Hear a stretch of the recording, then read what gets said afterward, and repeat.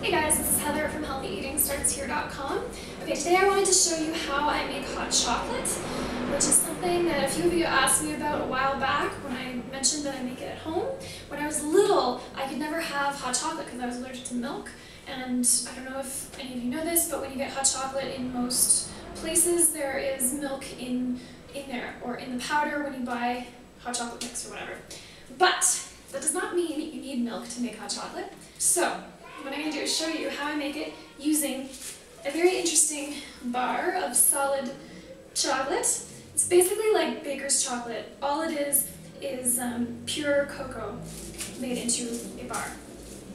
And so when I make hot chocolate without any non-dairy milk, I need to add some kind of starch in order to thicken it. Well, I don't need to, but it's nice. So what I'm going to use here, because I have some and because it's nice and healthy, is some maca powder, which is basically just a starch. I talked about it when I posted my video of the porridge that I'm making for breakfast, but I didn't really say much about it. So maca is a starch, it's a root.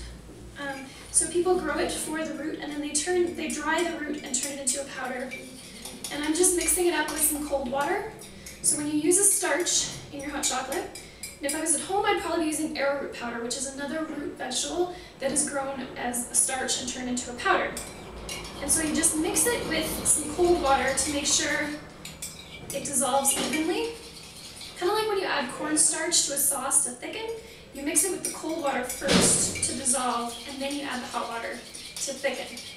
So I've got that nicely mixed together. It's not anything exciting, it's just water mixed with maca. And maca has medicinal properties, supposedly. It has a lot of calcium as well, and it's supposed to help normalize hormones, especially for women. So it's a nice thing to have if you have any, but again, arrowroot, also high in calcium, is a great alternative, and that's what I usually use at home.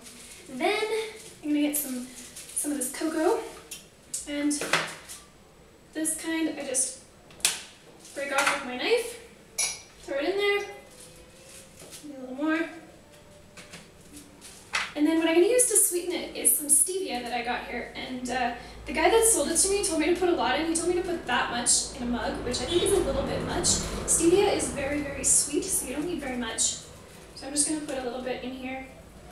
Usually when you buy it in Canada or in the US, in North America, it comes either ground or like an extract or something, so I'm just mushing it up with my fingers because this is the whole leaf, which is awesome.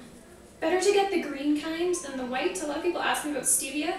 I think stevia is perfectly healthy. It's a great alternative to sugar because it's super, super sweet, but it doesn't have any actual sugar. So it doesn't add calories, it doesn't add sugar, it doesn't cause your blood sugar to spike or anything like that. But you don't want to get the white extract. The green leaf is much better, or the extract, sorry, the white powder is the bad kind. Green powder or an extract is just fine. So I've got all that in my mug, and I'm going to add some boiling water. And now here's how I would do it if I was at home. I would add about 3/4 boiling water, and then I'd add 1/4 almond milk.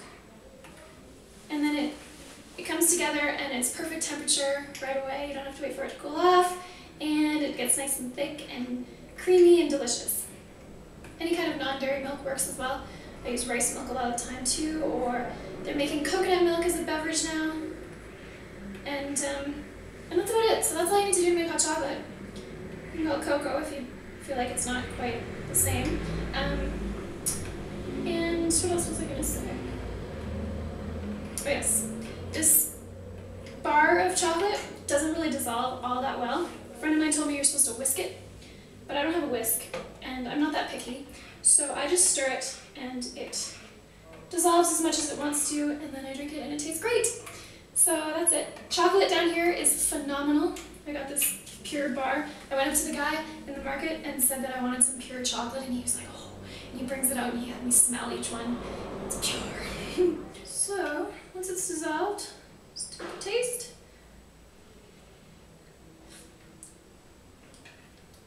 Yummy.